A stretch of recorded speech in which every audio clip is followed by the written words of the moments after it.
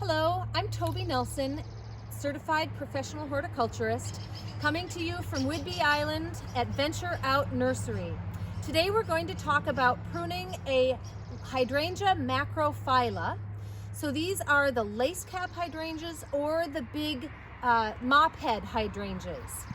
So before we get into the technicalities, I want to mention we prune hydrangeas in the late winter, early spring when it's still chilly out. I love my thermal gloves.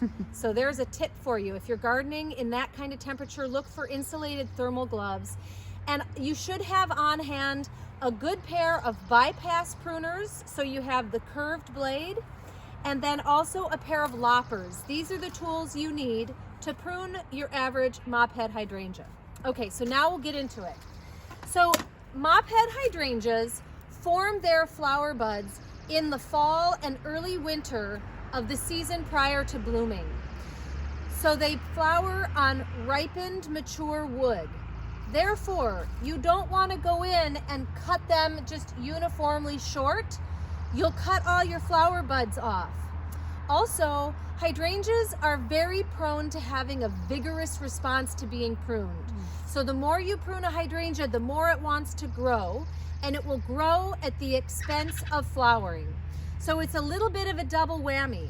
Even if you don't prune your hydrangea short to prune the buds off, if you over thin it, it still might get so excited to grow back that it will abort those flowers and just grow instead. So the real basic thing when you're approaching your Mophead hydrangea to prune it is, do you really need to? Or are you just in the mood to cut something? So if you're in the mood to cut something, pick a different plant. But if you really do need to work your Mophead hydrangea, we'll give you a few pointers why. So this is one at our nursery, and honestly, this one doesn't really need any pruning.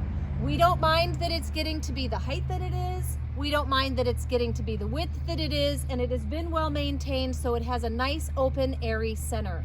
But because we need to make a Mophead hydrangea pruning video, we're going to make a few little cuts today. So the first thing to do when you prune your Mophead hydrangea is deadhead it. So this plant was casually deadheaded earlier in the winter, and we just went through and nipped all the flower buds off. What no one did was pay real strict attention to where the buds are. So when you're deadheading your hydrangea, you want to go to the first or second bud below where the flower was and make a nice heading cut. Now, I'm not going to go into a ton of detail here on what a heading cut versus a thinning cut is, but basically you want to cut at the node, right above the node, so you don't leave a real long stub. Now in this case, this bud's kind of wimpy, so I'm going to let this one leave and I'm going to cut down to this friend who's a little bit more robust. So choose your strong bud, one or two down, and deadhead or tidy up from where you did a quickie deadheading earlier. So that would be the first thing. If your shrub was full of old flowers, that gives you a chance to see into it, and it also is nice to have a little bit of a warm up. So that's the first thing to start with. The second thing to start with or to do is to dead wood. So we're going to go inside of our shrub and we're going to look for canes that have no buds on them. So this one may be dead because it bent down. Sometimes they just wither and they're weak. So because I've been pruning for a long time and I have a pretty good case of sore pruner's hand, I'm going to take my loppers instead of my hand pruners, and I'm going to go in and I'm just going to nip this dead wood down at the base as close as I can get to the ground and take the dead wood out. So that is the second part of pruning a hydrangea that you can do. Then wood that is touching the ground.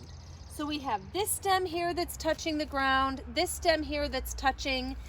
From the plant's perspective, it's not a big deal at all that it's touching the ground, and it might actually root right here, in which case you could cut it off, dig out the rooted bit, and you'd have a free plant. But because we like to keep things tidy and groom under our plant and then also store plants, we're gonna get rid of those. So first I'm gonna tidy up this one, and then I'm gonna come in and I'm just gonna cut those back all the way at their point of origin. So when you take a branch back to its point of origin, that is called a thinning cut. So a heading cut would be here, where I cut along the branch and I'm not going to the point of origin. That is a heading cut. And that makes whichever bud you cut to be stimulated to grow. So I could definitely head this off and remove the part that was touching the ground, and then these would grow and fill in. But I can also just as easily thin it off where it's coming up out of the shrub. Either one is okay. So that would be the third thing to look for. So we've deadheaded, we've deadwooded, we've lifted stuff up off the ground. And then the last bit we would look for would be any sort of crossing branches or places where there is congestion. So I am seeing that in this zone right here. So you can see, I hope you can see that this branch is coming up close to this one. Now, if this plant were more full and congested in the middle, I would be more concerned about taking those out. But because it's already pretty open and airy, it's not a big deal, and I'm gonna leave it. This is the thing where you have to kind of think through your own shrub and whether or not it needs that kind of pruning. So one way that you could decide that it does need that is if it's really congested in the middle, or if you're looking for height control. Really, a plant that wants to be a certain height is genetically programmed to be that certain height. And when we try too hard to make them short, like I mentioned earlier, there is the vigor response where the plant will grow like crazy to attain the height that it is genetically programmed to do. So please don't try to put large growing plants into small spaces. It will not work. It will fight you in the end. But if you're stuck with that situation already, then one way to make a mophead hydrangea short, and you need to understand that this can be a flower sacrificer in the short term. You could come through, I'm gonna cross in front of the camera here. You could come through, and so see how we do have these two, we've got these three branches that are all kind of in the same plane as each other. They're laying on top of each other, so they're all growing into the same direction. And as well, the branches that come from them are the tallest on the shrub. So one way to height control is to take the tallest branches and cut them down some. So we could,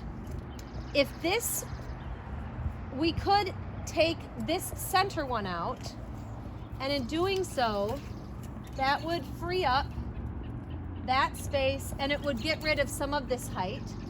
Or, because these are taller, we could take these out, and we could either take them out, so we've got these two branches that are the tallest, and they're coming right from this end. And you'll notice this was a heading cut that someone made last year. Someone did not follow this branch all the way to its point of origin at the bottom of the shrub. They headed it off here, and the two buds where the heading cut was made were stimulated to grow, and grow they did. You can see now they're the tallest on the shrub. So one way we could do some height control with this would be to get rid of these two tall branches by coming back and heading this plant right here. And so I'll just go ahead and do this since this is an educational moment. So we're gonna just do another heading cut. So I've got my loppers right at the origin, well, not at the origin, we're just taking those two branches out. So you can see what I'm cutting out and where it was. So now suddenly we've gotten rid of some height, and we could repeat that in a couple or 4 more strategic locations throughout the shrub to take the tallest branches down. I'm not going to do any more of that on this plant because I'm not worried about height control on this plant necessarily, but that is how you would in general do it. We've now left a nice open area in the middle. And certainly buds will probably sprout from here and grow and fill in. We could also more strategically take this.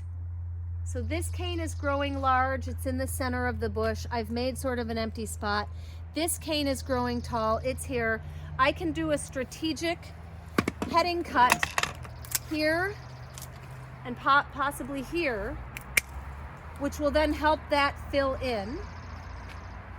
Yeah.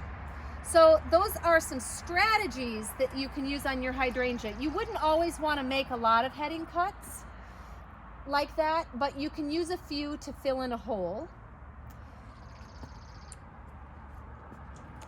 The other thing that you can do on hydrangeas is if you want to do just sort of an annual tidy up, which is what we've been doing on this plant, you can just take your oldest, chunkiest, most branchy, most congestion making branch, like this would be a candidate, and take it all the way off at its point of origin. And if we were going to do that, we would cut it here. So you can make those sorts of cuts, which is another way of getting height out, of opening the center, and then the small shoots like these will come up, and so you end up with like a rotating, growing up, leaving, growing up, leaving kind of activity. So these will rise up and fill in, and that is sort of the life cycle of the hydrangea. So I hope that helps you prune your mophead hydrangea. If you have any questions or comments, please leave them below, and we'll do our best to help you out.